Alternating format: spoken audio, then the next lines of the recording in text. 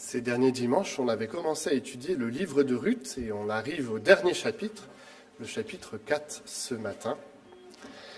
Mais j'aimerais commencer ce temps de prédication par une question. Est-ce que vous êtes déjà posé la question de savoir l'empreinte que vous laisseriez sur cette terre? Est-ce que ça vous a déjà traversé l'esprit de savoir quelle empreinte vous alliez laisser? Comment on allait se souvenir de vous? Quelles grandes choses vous auriez pu faire qui permettrait aux générations futures de se souvenir de vous comme une personne importante. Pour Noémie, en tout cas, la réponse était assez évidente, aucune.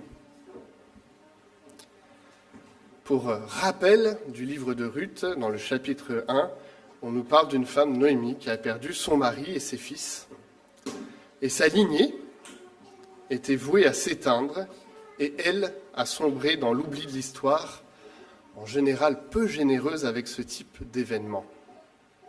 Alors bien évidemment, ce n'était pas la seule à avoir vécu cela, sûrement pas la dernière, mais en tout cas, c'est une tristesse profonde que vit Noémie de savoir que tout ce qu'elle a eu, un mari, des enfants, tout cela est perdu et qu'elle n'aurait pas d'héritage. Mais voilà que l'Éternel, son Dieu, s'est mêlé de l'histoire par l'intermédiaire d'une belle fille remarquable, Ruth. Ruth qui a fait du Dieu de Noémie son Dieu, du peuple de Noémie son peuple. Il y a aussi dans notre récit un proche parent, Boz, lui aussi admirable à bien des égards. Alors comment se termine le livre de Ruth? Reste-t-il sur la tristesse de Noémie, sur une lignée vouée à disparaître? Ou bien y a-t-il quelque chose à espérer, quelque chose à vivre pour Noémie, Ruth et Boz? Qu'est-ce que nous enseigne de manière plus globale ce livre sur Dieu? Que nous dit-il à nous aujourd'hui de notre héritage? C'est ce que nous allons voir ensemble. Et nous allons lire tout de suite le livre de Ruth, le chapitre 4. Vous pouvez ouvrir vos Bibles, sinon le texte sera projeté. Et je vais lire dans la version Semeur de la Bible. Peut-être que vous aurez d'autres versions, mais l'ensemble du texte dira la même chose.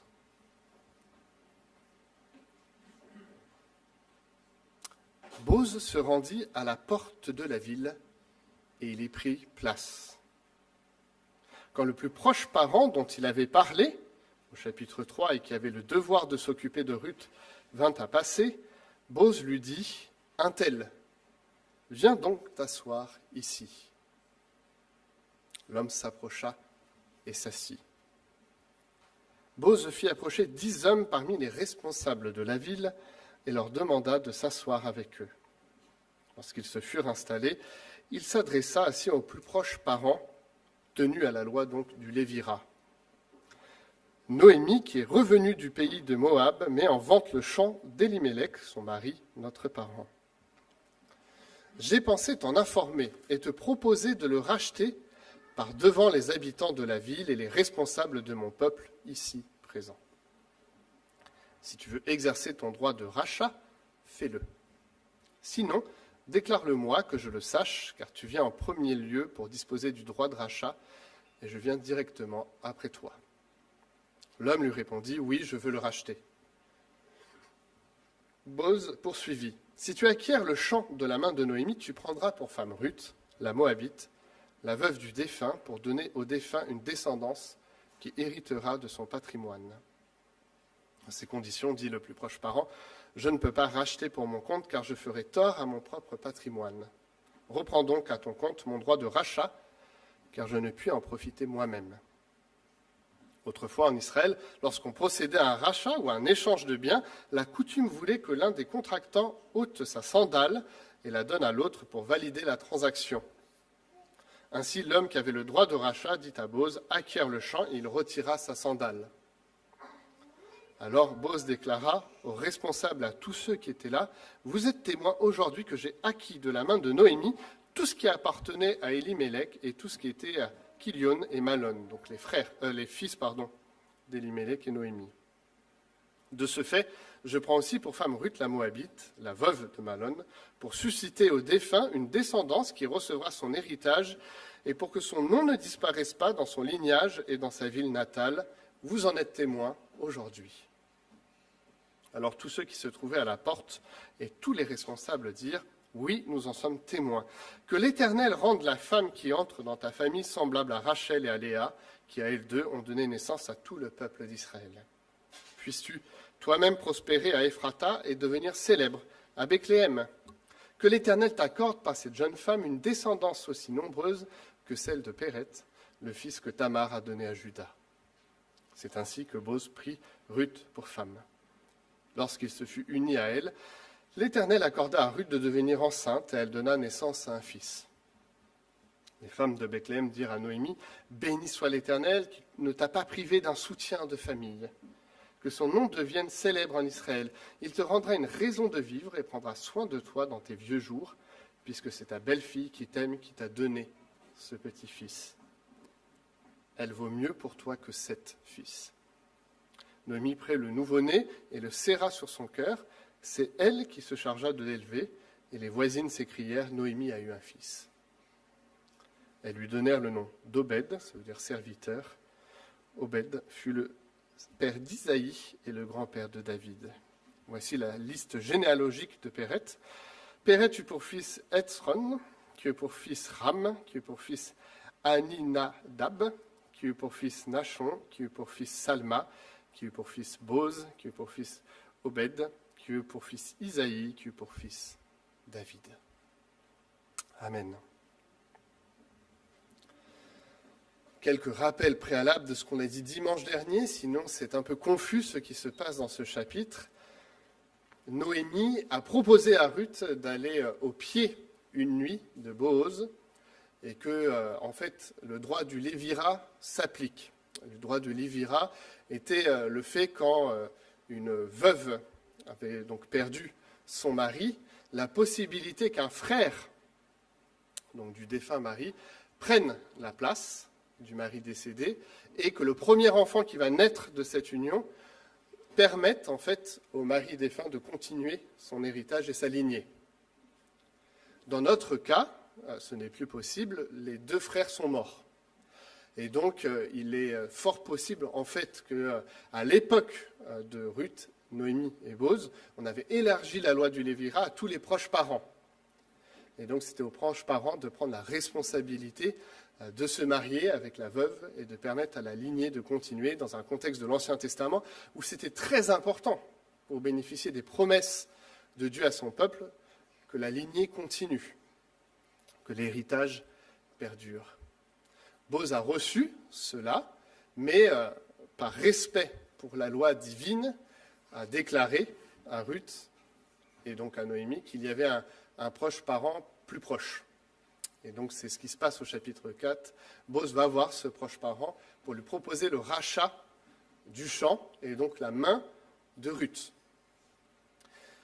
Pourquoi le rachat du champ ? Sûrement que Noémie avait le champ d'Elimelech, elle avait dû le recevoir, et pour pouvoir survivre alors que la saison de la moisson se termine, qu'elles ne pourront plus aller glaner dans les champs, une manière de survivre, c'est de vendre ce champ jusqu'au temps du jubilé où elle pourra le reprendre, et en permettant la vente de ce champ, pouvoir subsister.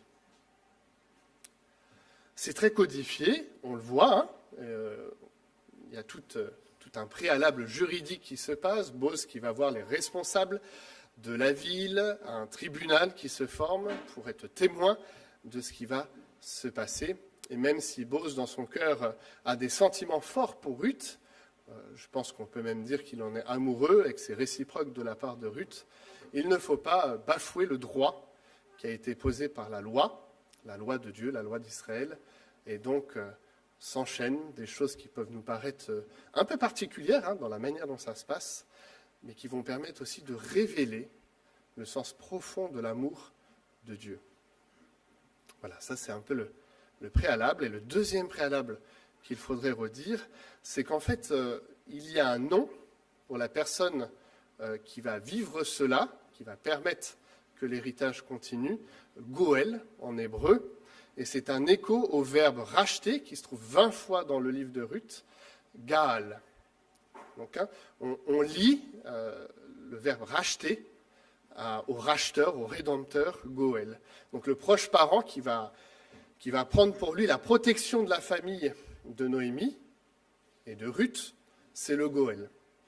Le Goël apparaît plusieurs fois dans la Bible. C'est le protecteur de la famille au sens large. Vous avez déjà dû le voir si vous avez lu la Bible, au sens que c'est celui donc qui peut racheter le bien, c'est celui qui est appelé pour une famille à libérer un frère de l'esclavage, et c'est même celui qui est appelé, dans le cas d'un meurtre, à venger le meurtre dans une famille.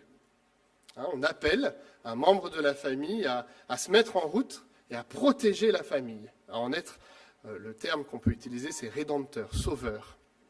Et donc, dans notre livre, ce terme Goël, c'est l'obligation de susciter une descendance, un héritier à Noémie et Ruth. Ainsi donc, Boz va devenir le Goël de la famille de Noémie et Ruth. En effet, le proche parent, le untel, il est anonyme, on ne saura jamais son prénom, ce qui est d'ailleurs une ironie du sort, alors qu'il souhaite protéger son patrimoine en ne prenant pas le champ et Ruth pour épouse. Donc, alors qu'il voulait protéger son patrimoine et son héritage, lui devient anonyme, alors que Boz va pouvoir être nommé dans le livre. Lui, cet homme-là, qu'on ne connaît pas, sinon par le terme de proche parent, ne va pas vouloir prendre ce patrimoine. Et j'aimerais vous dire ce matin que c'est quand même assez sage de sa part. Même si, au fond de notre cœur de croyant, on peut se dire « mais il abuse, il aurait dû faire cela », en prenant le patrimoine de Noémie, il aurait en fait effacé, si lui-même n'avait pas eu d'autres enfants d'une autre femme, sa propre lignée. Donc c'est assez sage et assez intelligent de sa part de dire je suis d'accord de racheter le champ, mais quand on met Ruth dans l'équation, de dire bon bah là, je ne souhaite pas le faire. Ça implique que Boz, en acceptant de le faire, sacrifie sa propre lignée. Je ne sais pas si on est attentif à ça dans le texte, mais en fait, Boz, par son acte d'amour, est aussi un acte de sacrifice. En acceptant de prendre Ruth, la Moabite, comme épouse, sa propre lignée va s'éteindre. Le fils qui naîtra de cette union, si un fils doit naître, sera non pas le fils de Boz, mais le fils de Malon. Et l'héritage sera donné à la famille de Noémie, et donc Malon perdura son héritage. Dire cela, c'est faire prendre conscience dans le livre de Ruth que Boz n'a jamais agi autrement. Tout au long de l'histoire de ce livre, on voit un homme qui cherche le bien de son prochain. C'est ce que j'ai dit la semaine précédente. Ce qui anime Noémie, Ruth et Boz, c'est l'amour du prochain. Fais ce que toi, tu aimerais que l'on fasse pour toi. C'est le leitmotiv de ces trois protagonistes, mais plus particulièrement de Boz, qui accepte de donner au-delà de ce que la loi lui demande, dans le glanage que va effectuer Ruth, dans le fait d'entrer en relation avec cette femme, et pas que la relation amoureuse, mais simplement la relation d'aller lui parler, de présenter les servantes, de permettre qu'elle ait en abondance les besoins alimentaires qui sont là. Boz, on l'a déjà dit plusieurs fois, que ce soit Thomas et moi-même, est un archétype de la personne de Christ. C'est clair, c'est évident. C'est vrai aussi pour Noémie et Ruth, mais portons nos regards ce matin sur Boz, qui accepte de sacrifier son patrimoine, sa lignée, son héritage, pour Noémie et Ruth. Et malgré, je crois, l'amour et le sentiment amoureux qui est là derrière, sous-jacent, c'est quand même un sacrifice de la part de cet homme. Il devient le protecteur de la famille. Il devient le Goël de la famille de Noémie et Ruth. Parler d'archétype de Christ, c'est, je crois, souligner que l'Éternel lui-même se présente dans la Bible à Israël comme le Goël. L'Éternel, le Dieu d'Israël, se présente comme le protecteur de son peuple, comme le suzerain, le roi, le père d'Israël. Et donc l'Éternel lui-même prend pour lui ce titre-là de protecteur de la famille. En Exode chapitre 19, verset 5, il est celui qui se présente comme le garant de son alliance et de son peuple. Et pour vivre cela concrètement, Exode chapitre 25, verset 8, c'est celui qui vit au milieu de son peuple. Il n'est pas loin d'Israël, mais il est un proche, au sens qu'il vit avec son peuple. Plus tardivement, la venue du Messie, du Christ, appelle à nouveau ce terme, Goël. Christ est présenté comme le rédempteur de l'humanité, le protecteur de l'humanité déchue, le sauveur de tout homme, de toute femme qui se confie en lui, le réconciliateur de Dieu et des hommes. Combien de fois dans le livre des psaumes et dans le Nouveau Testament, dans les évangiles, puis après les épîtres, il est question de rachat. Éphésiens chapitre 1, verset 7, en lui, par son sang, le sang du Christ, nous sommes rachetés, pardonnés de nos fautes, conformément à la richesse de sa grâce. Un peu plus loin, au verset 13, en lui aussi, après avoir entendu la parole de la vérité, l'évangile qui vous sauve, en lui vous avez cru et vous avez été marqués de l'empreinte du Saint-Esprit qui avait été promis. Il est le gage de notre héritage en attendant la libération, rédemption de ceux que Dieu s'est acquis pour célébrer sa gloire.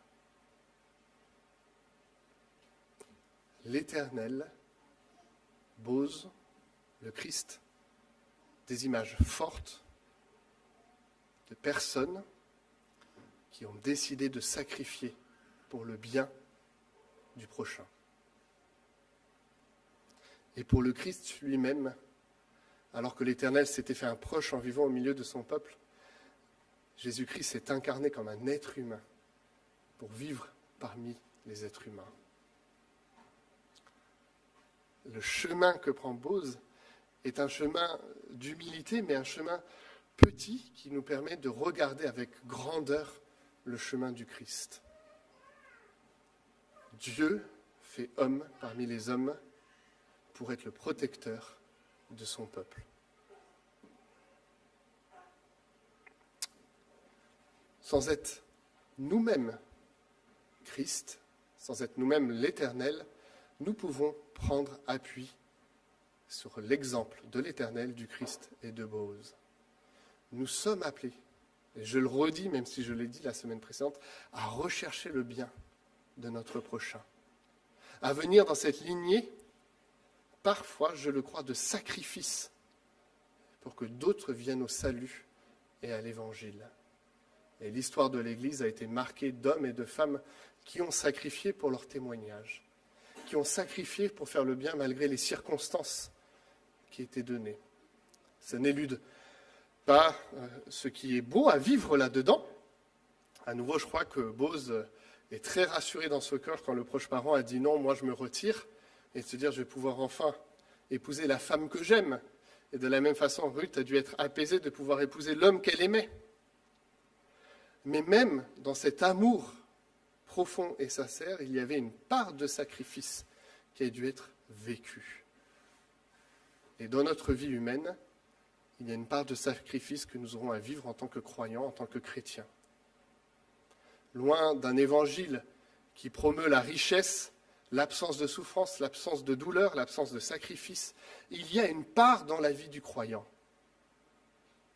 de beauté, de chemin avec le Christ mort et ressuscité, de relation avec lui, mais aussi une part de sacrifice dans notre vie de croyant. Et je crois que Bose est un bel exemple de cela. Il a sacrifié son héritage, son patrimoine, pour que Noémie et Ruth puissent avoir le leur. À ce premier élément de ce texte se greffe un deuxième. la grâce de Dieu dans notre livre de Ruth. Et au-delà de cette grâce que va vivre cette famille, la grâce qui se manifeste dans l'histoire de l'humanité. Noémie, au chapitre 1, je l'ai déjà dit, mais je le rappelle, était une femme brisée, qui a même demandé à changer de prénom pour refléter le désespoir, l'amertume qu'il y avait en elle. C'est une femme qui n'a plus d'espérance, qui se lève le matin sans but. C'est ce que chacun de nous peut vivre à un instant T de sa vie. Une souffrance qui ne permet plus de voir l'horizon lumineux qui est devant lui. Mais aussi, c'est dans ces moments que le Seigneur se manifeste de manière parfois grandiose. Peut-être pas de toujours la même façon qu'il l'a fait au travers du livre de Ruth, mais quand même. Soulignons que pour Noémie, la rédemption est totale. Elle a gagné une belle-fille qu'il aime et qui vaut 7 fils. Le chiffre 7, chiffre de la plénitude, elle a tout reçu en Ruth. Elle est celle qui aujourd'hui a un fils, Obed. Son héritage est assuré, sa lignée continuera. Elle a un gendre digne de louange en Boz, lui qui n'a pas hésité à sacrifier bien des choses pour Noémie et Ruth. Mais au-delà de cela, il est quand même intéressant de souligner que le livre de Ruth se termine par une généalogie. Ce n'est pas si courant que ça dans la Bible. En général, les généalogies se mettent au premier plan, au début d'un livre et non pas à la fin. Et ce choix de placer la généalogie dit quelque chose de l'intention de Dieu qui doit être manifestée dans l'histoire de Ruth. Tout d'abord, les choix que fait l'auteur parmi les ancêtres de Obed et de Boz nous content une histoire d'Israël marquée par des promesses. La généalogie, c'est toujours une manière de montrer que Dieu continue à être fidèle génération après génération. Le deuxième élément de cette généalogie, c'est que l'auteur exprime aussi le souci tout particulier d'intégrer les infidélités du peuple élu, pour dire autrement les péchés dans le peuple d'Israël. Et c'est ce que montre, par exemple, la présence dans la généalogie qui nous est présentée d'une histoire un peu trouble, voire même carrément glauque, de Tamar, avec l'histoire et le nom qui est donné dans cette généalogie de Péreth. Péreth est présenté avec son frère comme celui qui a fondé la tribu de Juda. Mais Péreth, sa venue au monde, c'est une venue un peu compliquée. Genèse 38. Si vous avez l'occasion de lire à la maison, à tête reposée. Tamar a perdu son mari. Et donc le beau-père a promis que le fils qu'il a, Sheila, si mes souvenirs sont bons, quand il grandira, prendra pour femme Tamar pour lui assurer une descendance. Problème, le beau-père a un peu oublié ce qu'il avait dit, et ça n'est jamais arrivé. Alors, Tamar, voyant ce qui va se passer, et c'est là où on rentre dans des considérations un peu bizarres, se maquille, se transforme en prostituée, va voir son beau-père, couche avec son beau-père, tombe enceinte, met au monde un fils, qu'elle appelle Péreth. Et quand le beau-père apprend ce qui s'est passé, prêt à trucider cette prostituée, la prostituée enlève l'anonymat qu'elle avait posé et dit « Mais en fait, moi, je suis ta belle-fille à qui tu avais promis. » Et lui reconnaît qu'il a eu tort. Alors, c'est une histoire bien étrange qu'on ne pourra pas étudier aujourd'hui en fond et en large, mais c'est intéressant parce qu'en fait, c'est le même droit du lévirat entre Genèse 38 et le livre de Ruth. Mais un droit du lévirat qui est complètement dévoyé en Genèse 38, qui a fonctionné de manière très trouble, très tortueuse, alors que le livre de Ruth a rétabli un droit du lévirat fait dans les règles. C'est une première chose qui est posée. La deuxième, c'est malgré le fait qu'en Genèse 38, les choses soient troubles, ça a quand même permis à Boz d'exister et donc de marier Ruth et de permettre à la génération de continuer ensuite et l'héritage de perdurer. Et c'est là où je vous dis que l'auteur a choisi cette généalogie non pas pour dire tout le bien qu'il pense, mais pour dire en fait la fidélité de Dieu dans l'histoire du peuple d'Israël, dans l'histoire de l'humanité.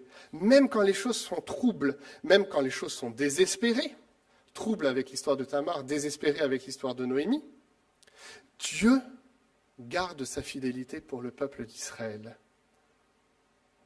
Et c'est une fidélité et une grâce qui nous sont retranscrites avec l'acceptation et l'intégration au peuple d'Israël de cette femme étrangère, Ruth. Parce que aussi toute l'histoire du livre de Ruth,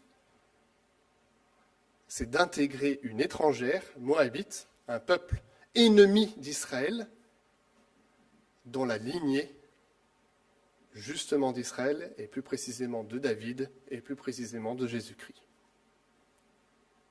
Une femme étrangère d'un peuple ennemi se voit intégrée à la généalogie de Jésus lui-même.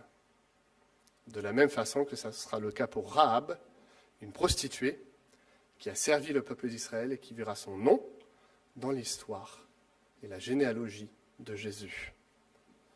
Vous pouvez retrouver cela en Matthieu, chapitre 1. Aujourd'hui, le livre de Ruth nous dit que le Seigneur vient nous chercher, malgré nos torts, malgré nos fautes, vient nous rappeler qu'il allait au-delà du peuple qu'il s'est choisi, qu'il est même allé chercher les ennemis de sa propre personne, les ennemis de Dieu, et les réconcilier avec lui et les intégrer à la généalogie. Deuxième élément de cette généalogie que je trouve intéressante et qui fait appel cette fois-ci à la généalogie de Luc, chapitre 3 de l'évangile de Luc, comme ça que vous rentrerez à la maison, vous aurez plein de lectures à faire, mais vous verrez, c'est passionnant. Dans la généalogie de Luc, Boz est nommé au lieu de Malon. Donc c'est plus l'héritage de Malon qui est cité, c'est l'héritage de Boz. Et si c'est permis, c'est aussi parce que la généalogie qui nous est donnée dans le livre de Ruth parle d'un autre thème, derrière le terme du rachat, qui est important dans ce livre, c'est le terme de l'adoption. Boz a adopté Ruth, Noémie. De la même façon que le Christ nous a adoptés, et de la même façon, et ça je trouve ça grandiose, que Joseph, qui n'était pas le père biologique de Jésus, a adopté Jésus et fait partie de la généalogie de Jésus comme le père d'adoption. Je ne sais pas si vous m'avez suivi, mais dans ce qui est présenté du livre de Ruth et dans les différentes généalogies où Ruth va être nommée, où Boz va être nommé dans le Nouveau Testament, il est question de rachat et d'adoption.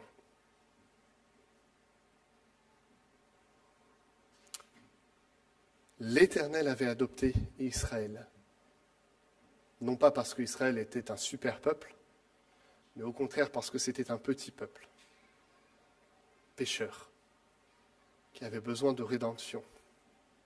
L'Éternel, en Jésus-Christ, a racheté un peuple plus grand, qu'on voit en prémisse dans cette histoire de Ruth, la Moabite, intégrée dans l'histoire d'Israël. Ce peuple qu'il s'est acquis, aujourd'hui, nous, dans cette salle, n'est pas un peuple meilleur. On n'est pas meilleur que les Israélites de l'époque, pas plus parfait, tout autant pécheurs. Mais le Christ nous a réconciliés. Et si aujourd'hui on peut parler d'héritage,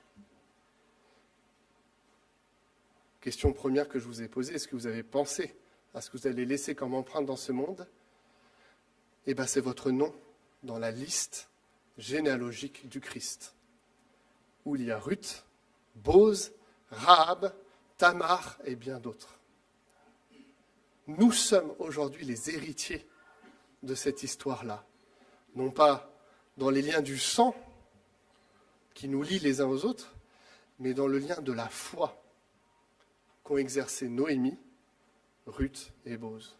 Dans les mêmes liens de la foi qui nous unissent aujourd'hui, alors que nous venons de cultures fort différentes, que parfois nos langues maternelles ou paternelles ne sont pas le français, que nos histoires, si on avait le temps de s'écouter les uns les autres depuis notre naissance jusqu'à aujourd'hui, ne permettent pas de faire de rapprochement sinon celui de la foi. Que nous ne sommes pas là parce que nous vivons des hobbies ensemble, que nous avons les mêmes affinités cinématographiques ou de lecture, qu'il n'y a même pas l'exigence d'une amitié, puis est-ce qu'il y a une exigence plus grande, c'est d'être frères et sœurs. Et nous faisons partie de cet héritage de Ruth, d'Obed, de Boz. Voilà l'empreinte qu'ils ont laissée. Voilà l'empreinte que nous allons laisser, faire partie du peuple de Dieu, acquis par Jésus-Christ. Ils ont cru en lui, dit Jean. À tout cela, il a accordé le privilège de devenir enfant de Dieu. Jean chapitre 1, verset 12. Vous avez reçu l'Esprit Saint qui fait de vous des fils et filles adoptifs de Dieu, car c'est par cet Esprit que nous crions « Abba », c'est-à-dire « Père ». Romains chapitre 8, verset 15. Voilà ce que nous enseigne le livre de Ruth. En peu de mots, nous sommes rachetés, adoptés, dans la continuité de cette histoire qui nous est présentée. Le livre de Ruth pointe sur l'œuvre de Dieu et sur l'œuvre de Christ et nous associe à cette grande histoire. Aujourd'hui, c'est peut-être une prise de conscience, en tout cas je vous invite à considérer que la plus grande fierté qu'on peut avoir, ce n'est même pas nos enfants, même s'il y a de la fierté à avoir des enfants et à de faire perdurer notre héritage auprès des enfants, mais ce n'est pas donné à tous, mais il y a au moins la fierté de l'héritage de faire partie d'un peuple commun, de porter nos regards ensemble vers le Christ, de faire partie d'une généalogie qui nous dépasse, généalogie qui accueille bien des choses tortueuses et troubles, bien des péchés, mais qui accueille aussi la grâce du Seigneur, jour après jour, jusqu'à aujourd'hui manifestée par l'Esprit Saint, qui permet à ce que chacun d'entre nous puissions crier d'un même cœur, Abba, c'est-à-dire Père. Amen. Je vous invite à prendre juste quelques instants de silence pour un peu peut-être accueillir à nouveau notre Père ce matin, notre Rédempteur, notre Sauveur, notre Goël. Accueillir sa grâce, accueillir de faire partie de son histoire avec ses ancêtres illustres. Seigneur, nous te louons ce matin. Nous reconnaissons ta grandeur, ta grâce et ta puissance au travers de l'histoire de Noémie, Ruth et Boz. Toi qui nous donnes une nouvelle espérance quand tout est désespéré, comme tu as pu donner à Noémie. Toi qui as donné un avenir à Ruth en l'intégrant à ton peuple et à ton héritage. Toi qui as donné à Boz de pouvoir adopter, de pouvoir faire le bien, d'accepter les sacrifices inhérents à cela. Seigneur, merci parce que tu viens nous chercher dans les ténèbres de nos existences et tu viens révéler ta grâce et ta grandeur. Seigneur, merci d'avoir intégré Ruth dans la généalogie. Merci pour cette femme et sa foi, qui est un exemple pour nous. Merci parce que tu es même allé au-delà des conventions, parce que dans la généalogie de Matthieu, cette femme est nommée, alors que normalement dans les généalogies juives, il n'y a pas de femme. Merci parce que tu viens aussi souligner que même si c'est tordu, même si nos histoires sont tordues, tu es celui qui sauve, qui demeure notre protecteur, qui assure notre pérennité et notre héritage. Seigneur, nous te regardons, nous contemplons ton sacrifice, ta mort, ta résurrection, mais nous contemplons aussi ton incarnation. Toi qui t'es fait le proche parent de chacun d'entre nous ce matin. Seigneur, notre héritage, c'est toi. Merci de nous intégrer à ton peuple. Merci de faire partie de cette histoire. Merci que notre empreinte laissera quelque chose dans cette histoire du peuple de Dieu. Merci à ceux qui nous ont précédés, et à l'exemple qu'ils sont, comme Noémie, Ruth et Boz. Merci aussi parce que les générations suivantes, tu les appelleras de la même façon. Tu auras le même amour, la même grâce, le même pardon.